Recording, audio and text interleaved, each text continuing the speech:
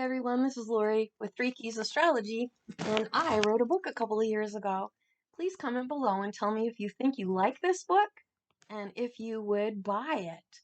Shame on me, my Jupiter is in Pisces in the ninth house, and this is the year for me where I should have been seeking out my publisher.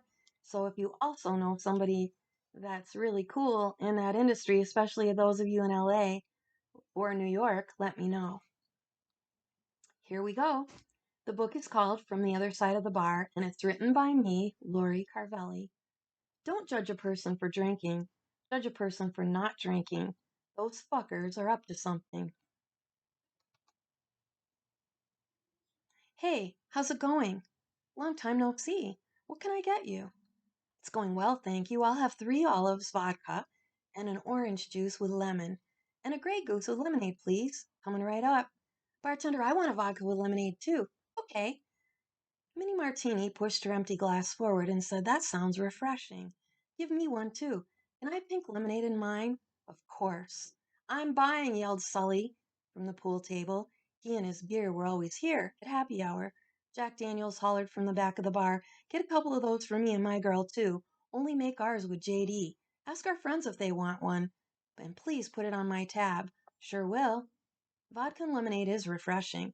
From the other side of the bar, it's meant to be shared. So grab your best friend and share. If you want even more flavor, drink it with your sweetheart.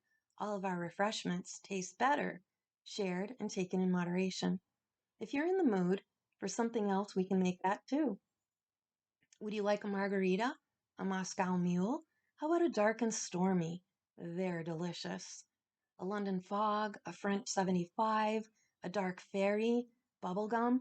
We can mix Harvey Wallbanger's Tom Collins Manhattans, if you please. A peach daiquiri or a coconut daiquiri is always a treat. If someone's been cold, have a snifter of 43, also called 43. It's warm, it'll warm you from the inside. If you like milk punches, you'll love a toasted almond, a brandy Alexander, or a white Russian. If you like a little kick, have a salty dog. And you can never go wrong with an ice cold beer. How about a fresh bottle of blue? Yes, of course we have Coors Light. And all kinds of lagers, ales, and pilsners. Today, like every day, shouts chorus from around the bar. Your varied requests accent the charm, and your wants rise and fall from scales of anticipation to satisfaction and every note in between from the moment our doors open. It's nonstop until last call. From the other side of the bar, your bartender isn't just pouring cocktails and washing your dirty glasses. No. Your bartender's front and center of a boozy micro society, capturing a clear and clean looking glass of you, socializing you, suffering you, and seeking you, fill up our bar stools all over the world. Some of us have degrees and are in between gigs, and some of us are in it forever. All of us like to drink just like you do, and whether we work full time or part time, we fill an interstitial space of supply and demand. Although it's challenging at times, it's usually very fun. Whether your bar is a local neighborhood hangout, a swanky cocktail bar, a sandy beach bar, or a makeshift bar at a wedding, shenanigans are alive and well. It's up to you to be a leading lady or to sit and swill ever the spectator. People plus hooch usually equals lots of fun. We bartenders mix magic and toss fortune over to your side of the bar. Right before your eyes, in the center of a loaded 360-degree liquored orbit, we synchronize to fill your plentiful needs. From the other side of the bar, we serve you, protect you, and laugh with you in our fun and playful spaces. You're on stage in our alcoholic respites, and we bet you our full tip jars that you'll have a great time. If you've never been, come on in. There's more going on than meets the eye, and it could take several visits for you to get the full pop. Better yet, 10 bar. It's a riot. You'll never be bored, you'll make a lot of money, and you'll meet fascinating people. There's many kinds of people as there are mixed drinks in here, gazillions, and it's a good place to meet them. Come in, relax, enjoy yourself. If you prefer to sit on the side of the bar, be sure to keep your head on. There's a lot going on in here. Temper your alcohol if you want to see real clear. Otherwise, things can get very blurry. Further, our floors get very slick. There's a reason that cocktails are adult refreshment and a better reason why there's a legal drinking age. If only maturity could be measured in chronological years. It's certainly not, though. Some people think they're adults when they're 14. Some know at 50 that they'll never grow up, and although maturity is a minor issue compared to most issues, when you add liquor to your various situations, life can get very messy. For those of you seasoned, this is surely not your first picnic, so you're going to be sure to recognize and know evidently a few more things about cocktails than a newcomer. Hopefully, you'll recognize who you're sitting next to, laugh, and take it all in stride. Keep your peepers open and see what these insights lend to your next night out. She ran through the door. Bartender, bartender, make me something quick. My head is spinning, and I think I'm going to be sick. Your first sip. Remember the night when you splashed into the tequila doing cannonballs like you were on vacation in a hotel pool? You screamed out, "This tastes like Cancun!" You were sloshed so right that lemon slices were sunshine, and the salt on the back of your hand was ocean salt licking your toes and the beach in your Cancun dreams. Wait, what? Licking the beach? Well, drunk dreams don't make much sense, do they? Especially the kind when you're still awake. You were dancing on top of the table. Screwdriver was up there with you, and you were teaching him how to do the dirty dog. Then your best friend came to the table with a tray of candy flavored shots, peppermint twists. You jumped down, tilted the table, and catapulted Screwdriver onto the wall. He stuck sticky there for about 5 minutes, and then did a splat on the floor. But once you hit the floor, your rear end, with your rear end, you sprang up like a hopping poppet and yelled, "I smell Christmas! Ah, I love Christmas, don't you?" And you squeezed your friends together in a huddle. "I can't wait for it to snow," you shrieked. "Happy Christmas, everyone!" Peppermint does remind us of candy canes and Christmas trees. We love snow too. We totally get you. But it was July. You grabbed a couple of those Christmas shots and two-fisted you slammed them down, one by one, and did a cat call whistle upon exhale like a man twice your age with a grizzly beard. They may as well have been shots of adrenaline, because you were singing and dancing and jumping into the air. You even did a couple of flips on the floor because you're such an athlete. Who cares if you were wearing a cocktail dress and a sparkly thong that said meow on the front? Legs over head and silly on schnapps and tequila, you were having a blast right side up and upside down. You didn't even need to take your high heels off. You were flipping like a dolphin from the other side of the bar. You had a secret admirer. Rum and Coke, a dark, tall, and handsome rugby player, was more than entertained. He fully appreciated your athleticism and vim, and he'd been watching your drunk and sexy choreography. He thought you had the best dirty dog he'd ever seen. Although he didn't say it, he was quite charmed by your meow, too. He moved in and complimented you on your acrobatic prowess. You leaned in, hanging a little too long on one of his big blue eyes and pretty words, and you tripped and fell into him. Don't worry, he caught you. You thought he was dreamy. He even said it out loud, and then you did a couple of drunk cartwheels for him. Everybody clapped. You don't remember? Of course you don't remember it like we do from the other side of the bar, so we'll remind you. Well, it goes like this. You were somewhere between Christmas and Cancun with a dreamy blue-eyed rugby player. You had your hands all over his muscles, and he was smiling big about whatever you were telling him in his ear. You were feeling great, and you were obviously of sound mind and body. However, it was clear to nobody but you that you were absolutely prepared to consider the finer points of the rest of your long life if you walked hand in hand out of the door with this very handsome Rum and Coke, even though you'd only known him for about 15 boozy minutes. As it goes with alcohol and athleticism, both you and your rugby player, were trained to win. Whatever your event was, you beamed like you took Olympic gold when he reached out and held your hand. From the other side of the bar, we're guessing that the event was Cancun style skinny dip diving with a bottle of tequila strapped on your back and a lemon in your teeth, or something like that. We waved goodnight and all had a good laugh at your departure. In fact, we'll never forget it. In jazz terms, it was a cat's ass with a side of moonshine. You see, you must have peed really fast because it was remarkably clear that you were in a big hurry to get back to Rum and Coke. In your hurry, you hiked your sparkly thong up over the back of your dress. Your pretty pink dress was now pushed up and tucked into your thong. What we don't know is how you got your thong on backwards. Now your meow was following you instead of leading you. Either way, you were perfect. Cheek by cheek, you wiggled out the door real cute. Your thong meowed a purring goodnight, and you moonshined all of us a farewell to thee. Whether or not you went to Christmas or Cancun is still unclear. We later learned, and so did you the next morning, that you decided instead to play a puzzle. It made perfect sense. His maleness fit ever so tequila perfectly with your femaleness, and no thanks to lemons and liquor, your lady parts were all warmed up and ready to play puzzle. No, don't worry, we didn't go home with the two of you from the other side of the bar, but of course, our moms taught us a little bit about the birds and the bees in the sixth grade, and not to brag, but we've had a little practice ourselves with drunk sex and the dirty dog. Please don't be embarrassed. Not in front of us, anyway. Fast forward to the next morning. It's around 11:30 a.m. Your mouth tastes like cat litter and mothballs, but you don't remember eating either. Your eyelashes are gummy. One of them is stuck sideways from your eyebrow to your cheek, barricading your right eye. You strain to see the alarm clock a foot away, but cannot. No thanks to your brand new Univision. You peel off the hairy barricade of the eyelash and fling it across the room, and then almost fall out of your bed.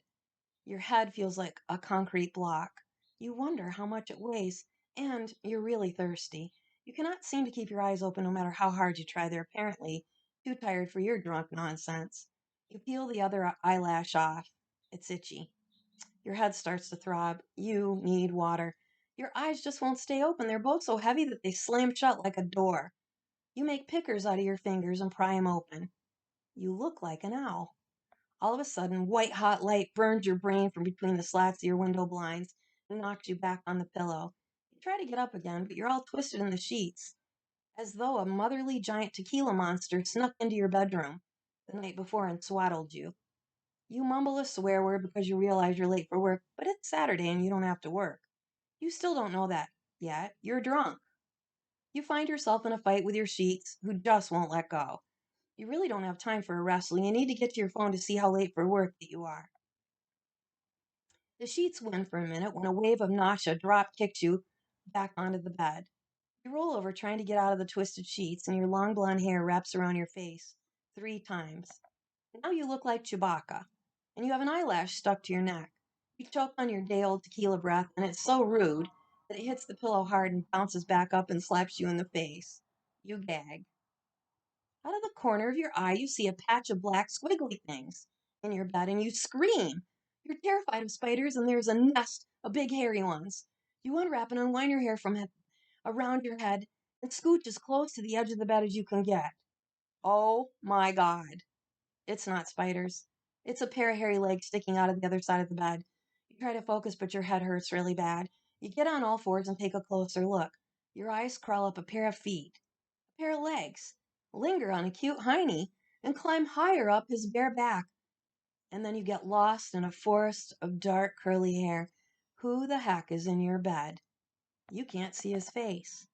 And you don't remember his name. Something something Rugby reminds you. Who is he, though? Did you even ask last night? You don't remember bringing him home. Now what are you going to do?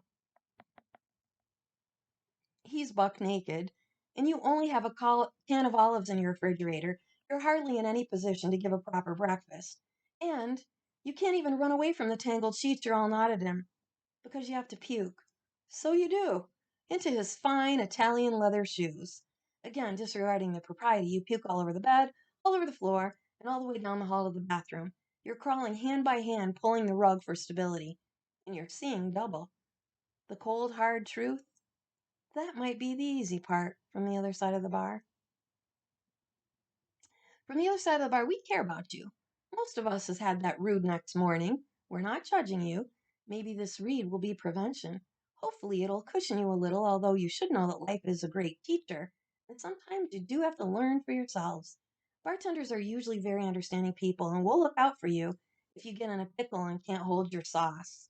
People come in here to stretch their bones, soak their tired brains for a bit, and it's easy to overdo it. We get you and we've got you. There's a whole lot going in our places, and we don't just mean in the blenders. Listen up, sip slow, and empathize with our little tequila acrobat. She's in a dilemma. It could be you or your sister or best friend. It doesn't matter how old you are or where you live. We've all gotten knocked off our bar stool a time or two. It happens. Did she think about the consequences? No. Consequences were overlooked by dreamy blue eyes. Cancun and Christmas last night. You can certainly see why she was doing cartwheels. This is good stuff, right? Until she poured 2 shots of schnapps, peppermint schnapps, on top of her belly full of tequila. She's going to be sick in the morning. She'll be puking off and on all day, and she'll feel like her belly got squeezed through an old fashioned wringer washing machine. Drunk headaches seem to last decades, and she'll have a convulsing stomach ache, complete with sharp slicing pains. She won't be able to eat either. She'll be dehydrated and still drunk, so she can expect to be dizzy and won't be quite right for a day or two. This experience will teach her what it feels like to be a beef jerky on roller skates going down a hill 99 miles an hour. That is, if she's lucky. Worst case scenario. She's going to be sick in the morning for the next 9 months. Drunk and wise will never be, but over and again, people tend to test the possibility and act stupid and senseless when they get liquored up. Time will tell her destiny. Last night, when she walked out the door hand in hand with a handsome stranger, she wasn't thinking consequence.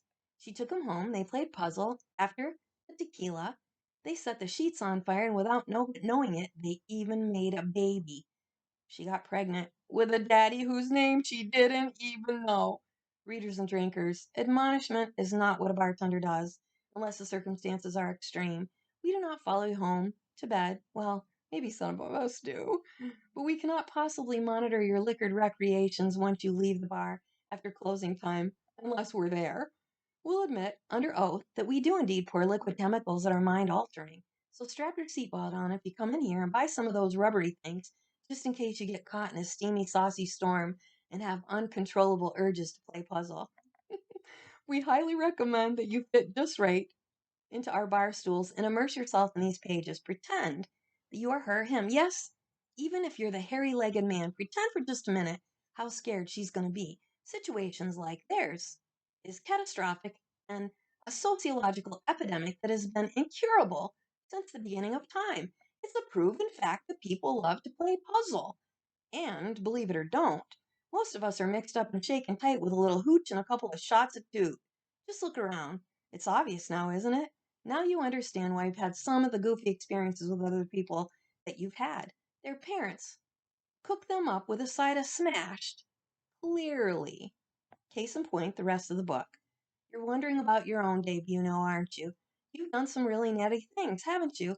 And more than a time or two, you've yelled over the hills and into the valleys at the top of your lungs that indefinable question: what the hell was I thinking? We have too, don't worry. In scientific terms, there must be some sort of a litmus test to determine what our parents were drinking, right? Because how are we supposed to know? And more. Maybe it's just the need for correction that goes with the job, but if we did know, maybe we could invent some kind of inoculation, a sort of hair of the dog shot or something. It could alleviate society the jerks who run around like drunks when they're not. Nothing more annoying to a bartender. If you're going to be drunk, then be drunk.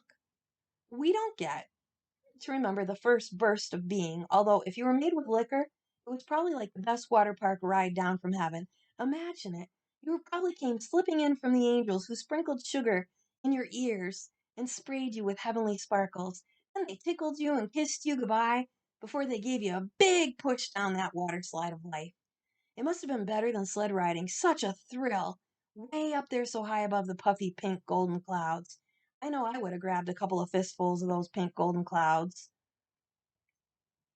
and ate them like cotton candy on my way down. Wouldn't you? You're all fresh and naked, laughing all the way. Sorry, Santa. I mean, if your parents were at a Mexican restaurant clinking margarita glasses together, it has to be. It had to make sense. What can be wrong about a salty ride of margarita with a couple of rocks to boot? You know, I'd go to that water park.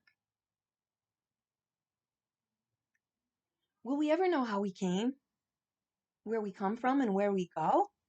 I don't think so. If your parents were dipping in the liquor pond, hopefully they'll reframe that part of the story for you.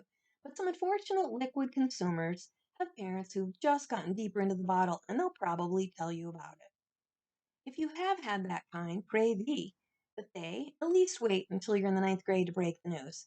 Sorry for the digression. Back to the dilemma. Our tequila acrobat has lost her thong and can't meow. She's still hungover. Last time we were with her, she was on the floor, remember, crawling to the bathroom.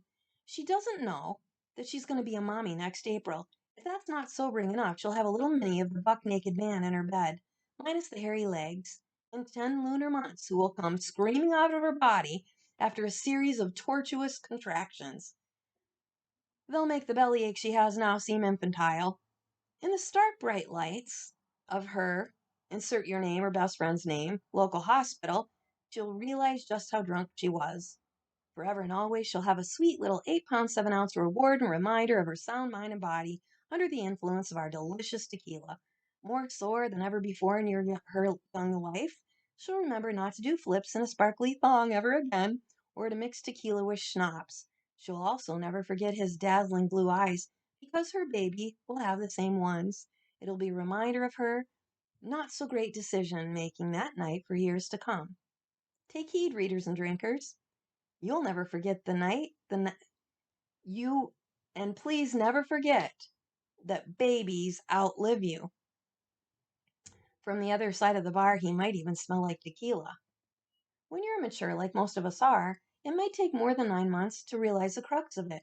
You should probably know that immaturity can last 4 or 5 decades.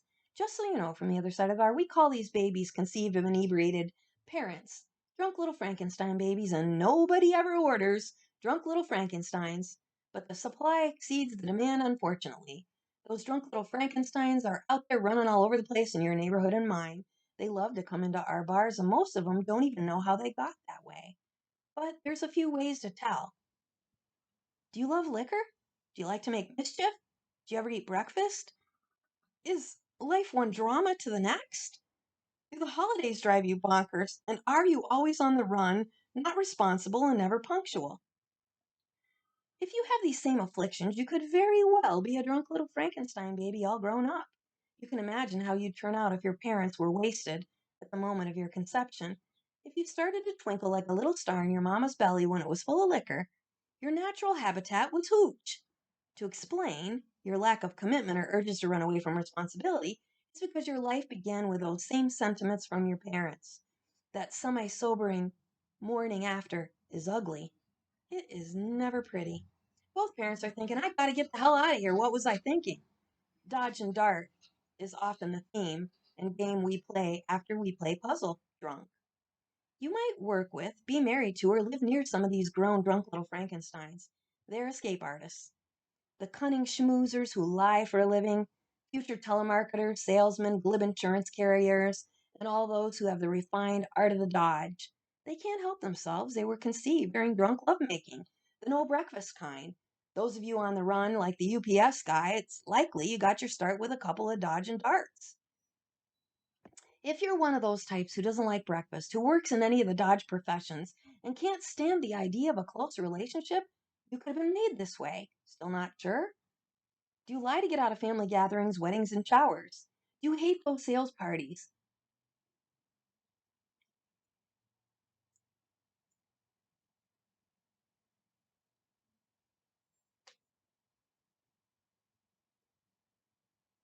Do you ghost? You know how you're there 1 minute and then you disappear without goodbyes? Sounds like you, doesn't it? Sit down. Take a deep breath. Like you could help how you got here, right? Your parents probably won't tell you. You came sliding in on a couple of peppermint schnapps and a beer. But from the other side of the bar, we will. If you're still not sure, look around. There's plenty to see. They're quick to rush off to law school, pride themselves on betraying the public with their twists of the tongue and swerves of the pen. They're all made of bad chemistry. Their little drunk, liquor flavored Frankensteins will eventually rule the world and annoy the rest of us throughout their entire lives. So check yourself, have a wingman when you're drinking from our toxic well. Should those fuzzy feelings of warm attraction start crawling up your leg, just check yourself. If you're alone, lean over the bar and ask your very experienced bar staff for help. If you find yourself irresistibly drawn to the urge to get naked, we'll be your wingman. Your condom or birth control pill will tell you the truth. If it's wrong, we'll hail your Uber. Cab fare costs a whole lot less than a person, and you should know that Drunk Little Frankenstein's a lot more expensive than the regular ones. From now on, breeding well isn't only for socialites, royalty, and racehorses. It's officially for you from the other side of the bar in writing. So get the lay of the land in your coming to be and coming into adulthood with liquored drinks. And you'll have to understand how it all began. Once upon a time in a faraway land, just kidding, grab a cold one and share this with a group of friends. This book will lead you on a big adventure hunt and you'll have a ball discovering things you couldn't imagine about everyday people.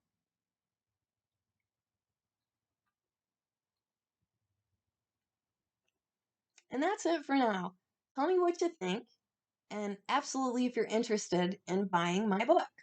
Bye.